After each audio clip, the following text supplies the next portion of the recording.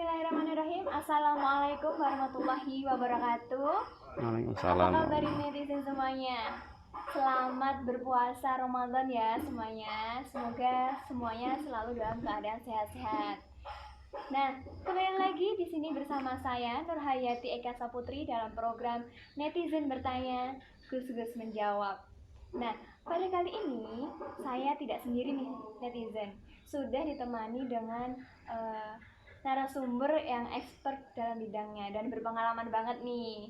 Nah, siapa dia? Nah, beliau adalah Gus Rosidi. Apa kabar Gus Rosidi? Alhamdulillah baik. Alhamdulillah. Masih puasa Gus? Masih. Alhamdulillah. Nah, semoga teman-teman semuanya juga masih kuat nih ya puasanya. Nah, pada kali ini kita akan membahas tema tentang parenting nih teman-teman. Walaupun di sini saya sendiri belum berkeluarga, tapi kita nimba ilmu bareng bersama Gus Rosidi. Nah, Gus Rosidi ini ngobrol tentang parenting. Ya. Ini sangat kompleks ya. Parenting ini sebagai orang tua bagaimana sih kita itu bisa menjadi orang tua yang baik untuk anak kita. Kemudian bagaimana kita memilihkan anak kita untuk menunjukkan jalan-jalan supaya anak kita itu berada dalam jalan yang lurus gitu ya. Nah, ini ada pertanyaan dari netizen Gus tentang parenting. Nah, yang pertama itu seperti ini. Gus, saya ingin bertanya, bagaimana apabila kita sebagai orang tua untuk mendidik anak dan mengajarkan anak kita itu cinta kepada Al-Quran dan juga Rasulnya. Ini kita minta tips nih kepada Gus Rosidi, bagaimana sih tips untuk mengajarkan anak kita cinta Al-Quran dan juga Rasul gitu. Assalamualaikum warahmatullahi wabarakatuh. Terima kasih atas pertanyaannya ya. Saya mengawali dengan hadis Kanjeng Rasul Muhammad SAW, adibu auladakum ala salasi khisolin hubbi nabiyikum bi ali nabiyihi wa tilawatil Quran. Jadi Rasulullah itu memerintahkan kepada umatnya kita untuk mendidik anak-anaknya 3. Yang pertama cinta kepada Rasulnya, yang kedua cinta kepada zuriyah Rasul, dan yang ketiga adalah cinta akan membaca Al-Quran atau belajar Al-Quran. Jadi tip yang pertama tentu supaya anak-anak kita cinta kepada Al-Quran mulai dari orang tuanya dulu. Kalau dalam ilmu psikologi itu harus ada pendidikan pranatal. Pendidikan pranatal itu adalah pendidikan semenjak masih dalam kandungan. Bahkan ada yang mengatakan sebelum menikah orang tuanya atau calon orang tua ya, yang pertama adalah makan sesuatu yang halal sekaligus thayyib. Itu yang pertama. Kemudian yang kedua harus punya keyakinan bahwasanya Al-Quran itu adalah wahyu Allah, itu jelas, ya kan? Kemudian yang ketiga itu adalah menciptakan suasana belajar yang nyaman, terutama di keluarga ya, agar anak-anak itu betah di rumah. Dan selanjutnya banyak sebetulnya tipsnya ya. Selanjutnya adalah supaya setiap hari itu ada komunikasi dengan orang tua, terutama belajar tentang Al-Quran. Itu tadarus. Itu dari kapan? Ya semenjak dini memang. Itu tip-tip terkait masalah agar anak itu cinta Al-Quran mulai dari orang tuanya dulu. Berarti tadi ada 3 untuk pendidikan. Yang pertama itu Rasulullah mengajarkan untuk yang pertama cinta kepada Rasulnya. Iya. Yang kedua cinta kepada zuriyah Rasulnya. Iya. Yang ketiga mencintai Al-Quran. Nah teman-teman nih, ada 3 hal yang wajib untuk teman-teman beritahukan atau didik anak kita untuk mencintai ketiga hal tersebut. Nah kemudian untuk tipsnya ini, bahkan tipsnya ini dimulai sejak orang tua itu belum menikah ya, iya, belum bertemu. Jadi kayak saya nih belum bertemu jodohnya, Semoga segera bertemu nggih. Amin. Amin. Nah itu harus dilakukan bahkan sebelum bertemu dengan mungkin calonnya. Yang pertama harus makan yang halal nggih Gus. Iya. Dapat makan yang halal, kemudian membiasakan sejak dini nggih. Iya. Nah untuk teman-teman, untuk anak teman-teman yang orang tua muda nih, ibu-ibu muda, bapak-bapak muda, nah ini ada tips-tipsnya tadi, silahkan nanti dipraktekkan kepada mungkin putra-putrinya yang masih umur belia sejak dini seperti itu. Nah tadi kalau tidak salah dari jawaban Gus Rosyidi itu ada satu, harus dimulai dari orang tuanya, Iya. yaitu membiasakan tadarus mungkin ya. Iya. Nah ini ada pertanyaan nih Gus yang menarik. Gus, bagaimana apabila seorang bapak atau ibu itu sebenarnya ingin sekali mengajarkan Al-Quran kepada anaknya, tetapi orang tuanya itu belum bisa membaca Al-Quran itu Gus. Nah apa nih langkah-langkah yang harus ditempuh untuk orang tua yang seperti ini Gus? Itu sekarang itu dunia teknologi ya. Yang pertama tentunya bagaimana di ruangan rumah itu didengarkan murotal Al-Quran. Itu yang pertama, agar anak-anak kita itu terbiasa mendengarkan ayat-ayat Quran. Kemudian yang kedua tentunya dititipkan ke lembaga pendidikan. Lembaga pendidikan di sini adalah seperti TPQ dan seterusnya, dengan guru yang jelas sanadnya, sanad Qurannya, yang fasohahnya.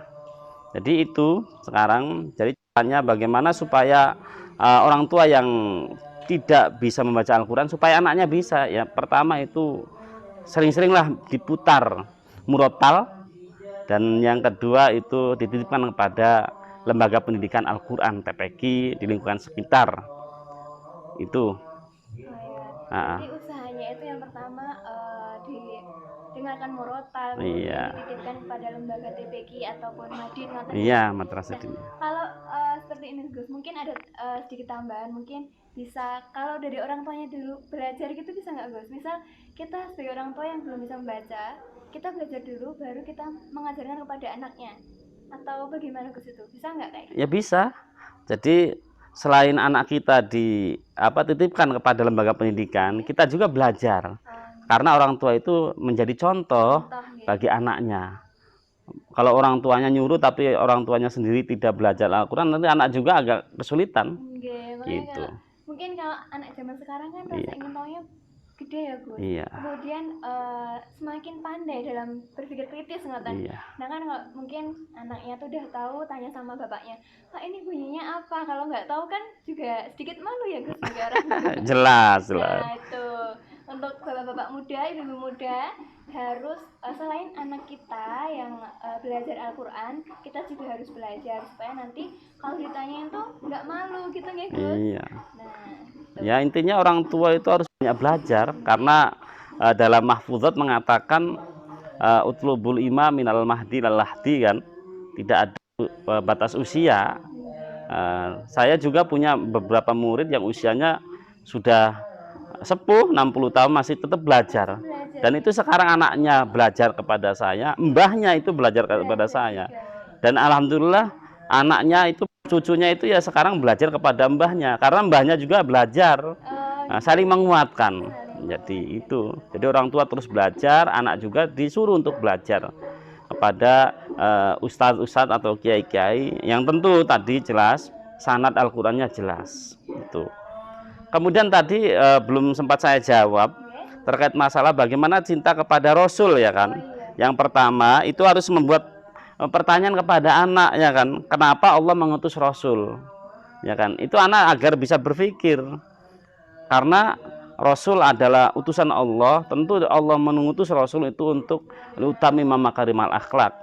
Kemudian orang tua harus sering-seringlah menceritakan tentang kisah-kisah Nabi, teladan-teladan Nabi, mulai semenjak lahir, kemudian dewasa, berjuangnya bagaimana, hijrah dan seterusnya, sirah nabawiyah. Itu anak akhirnya tertarik gitu dengan kisah-kisah Nabi dan akhirnya cinta kepada Nabi. Dan yang terakhir itu tentu orang tua harus sering melantunkan sholawat. Iya, karena dawuh Allah kan jelas. Inna malaikatahu yusholluna 'alan nabi ya ayyuhalladzina amanu shollu 'alaihi wa sallimu taslima. Jelas Allah, malaikat itu memerintahkan untuk kita semua untuk ya membaca sholawat. Kalau banyak sholawat, tentu anak itu sering mendengar sholawat, lama kelamaan dia cinta kepada Rasul Muhammad SAW. Itu. Nah, teman-teman nih, ada beberapa tips untuk mengajarkan cinta kepada Rasul. Yang pertama dengan dipancing dulu nih, dibantik dengan pertanyaan. Iya, pertanyaan. Dibantik pertanyaan yang mungkin sepele-sepele. Kenapa sih Allah itu mutus Rasul? Nah, mulai dari sinilah nanti anak akan semakin kepo, semakin ingin tahu, ya kan? Nah, kemudian yang kedua bisa dengan cara menceritakan sejarah Nabi nih. Iya. Nabi-nabi. Kemudian ada juga yang ketiga yang paling mudah nih teman-teman bisa lakukan, yaitu dengan bersolawat. Nah, ajarkan solawat sejak dini kepada anak gitu ya Gus. Iya. Nah, itu sekarang